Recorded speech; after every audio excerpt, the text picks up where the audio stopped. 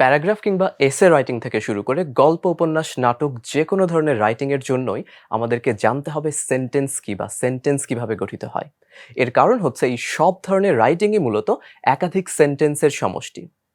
তো আজকের ক্লাসে আমরা শিখব সেন্টেন্স কাকে বলে বা সেন্টেন্স কি, সেন্টেন্সের কিছু উদাহরণ দেখব এবং সেন্টেন্সের অপশনাল এবং অত্যাবশ্যকীয় এলিমেন্টগুলো কি সেগুলো আমরা জানব। So let's get started.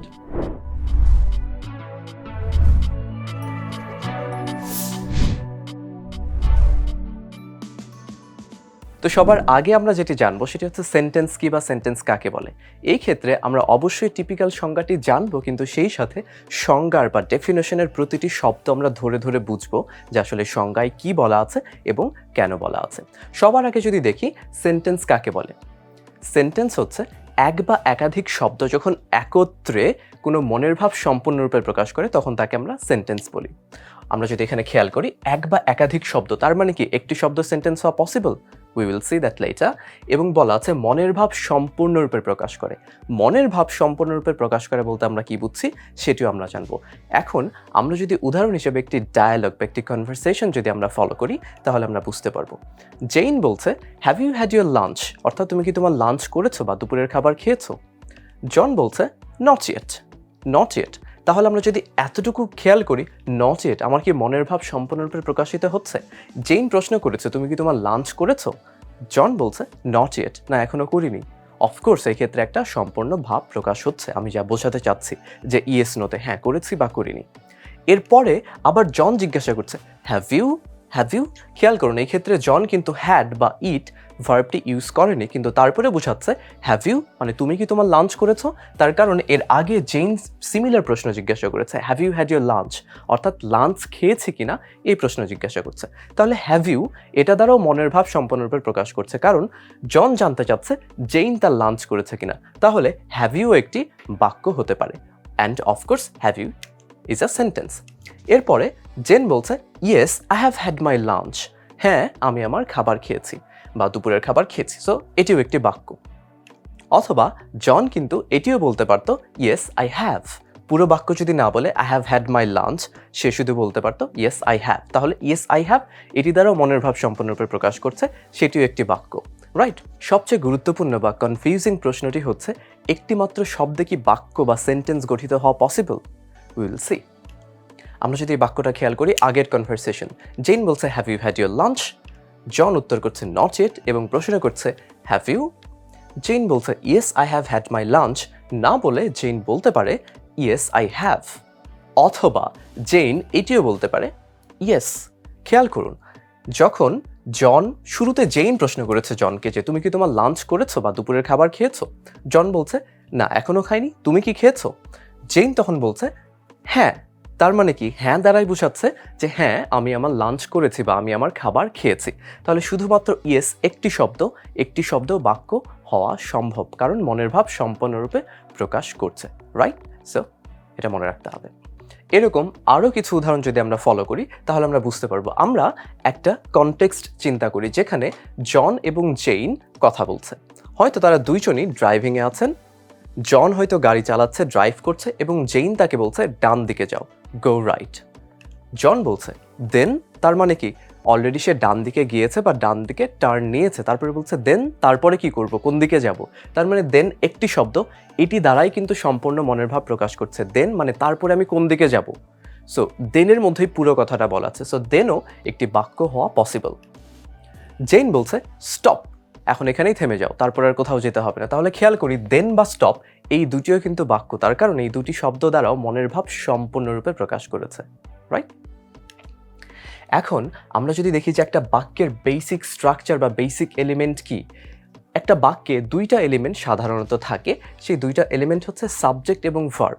Subject এবং ভার্ব বাক্যে সাধারণত সচরাচর 99% কেসেসে বাক্যে থাকতেই হয়। আমরা যদি একটি উদাহরণ খেয়াল করি, I play the guitar, I play the guitar, তাহলে এই ক্ষেত্রে সাবজেক্ট কি আই এবং প্লেটা verb. So I play the guitar, subject এবং ভার্ব দুটিই আছে। আরেকটি বাক্য যদি আমরা খেয়াল করি, they are studying together, they are studying together, তাহলে দেটা সাবজেক্ট, আর এবং স্টাডিং এই দুইটি আলাদা আলাদা ভার্ব। তাহলে বাক্যে সাবজেক্ট এবং ভার্ব অবশ্যই আমাদের থাকতে হয়। তবে কখনো কখনো সাবজেক্ট নাও থাকতে পারে। সেটি কেমন দেখা যাক। আমি যদি বলি গো, চলে যাও, ফর এক্সাম্পল কনটেক্সট অনেক রকমের হতে পারে। আমি হয়তো কাউকে রেগে বলছি বা কাউকে রিকোয়েস্টও করছি। একটু আগে আমরা দেখলাম দেন, স্টপ একটি শব্দও হতে পারে, সেখানে বাক্যে সাবজেক্ট ওমিটেড থাকতে পারে। অথবা হতে পারে স্টপ, রাইট? সো গো, স্টপ। অর্থাৎ ইম্পারেটিভ সেন্টেন্স, যে সেন্টেন্স দ্বারা আমরা আদেশ, উপদেশ, নিষেধ বোঝাই, অর্থাৎ সাধারণত আদেশ বোঝাতে বাক্যে সাবজেক্ট নাও থাকতে পারে। তবে এই ক্ষেত্রে কিন্তু একটি ওমিটেড বা হিডেন বা প্রচ্ছন্ন একটি সাবজেক্ট থাকে। ফর এক্সাম্পল আমি যদি বলি কাম হিয়ার, আমি কাকে বলছি? তোমাকে বলছি, ইউ কাম হিয়ার। আমি যদি বলি গো অ্যাওয়ে, তাহলে কাকে বলছি? You go away. বা যদি বলি stop, you stop, go, you go, right? So কখনো কখনো সাবজেক্ট নাও থাকতে পারে। এখন আমরা যদি দেখি যে একটি উপাদান বা একটি এলিমেন্ট যেটা বাক্যে থাকতেই হবে, দ্যাটস এ মাস্ট।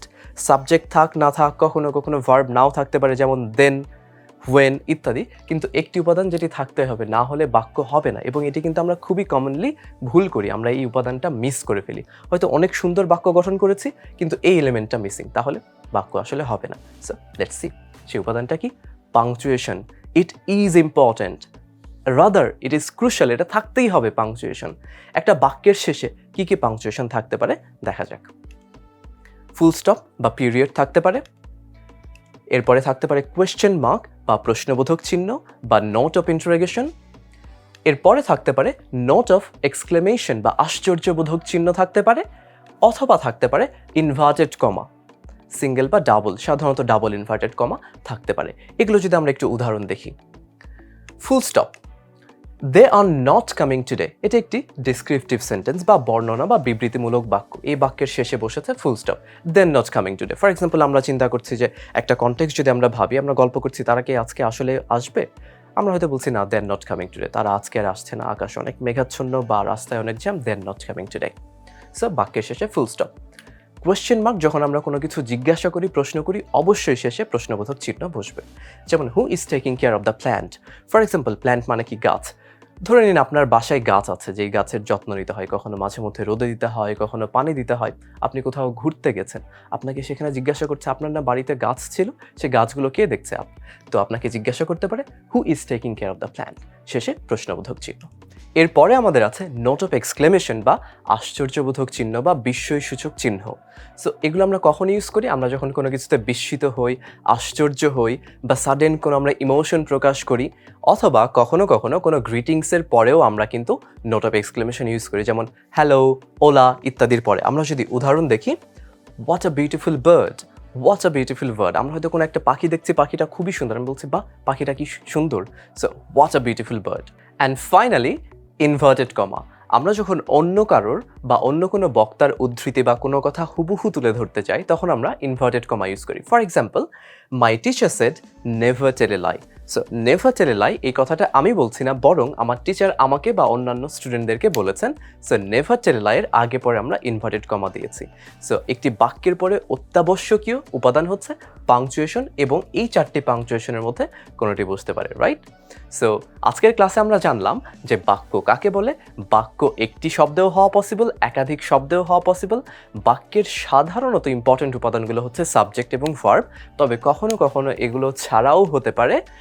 তবে একটি উপাদান যেটি ম্যান্ডেটরি বা অত্যাবশ্যকীয়, সেটি হচ্ছে পাংচুয়েশন। সো আমাদেরকে অবশ্যই এগুলো মাথায় রাখতে হবে, right? So see in the next class, bye bye. Skill আর পড়ালেখার জন্য যা কিছু প্রয়োজন একটি অ্যাপেই পাওয়া যাবে সকল সলিউশন। 10 মিনিটস নিয়ে যে কোনো জিজ্ঞাসায় কল করুন 16910।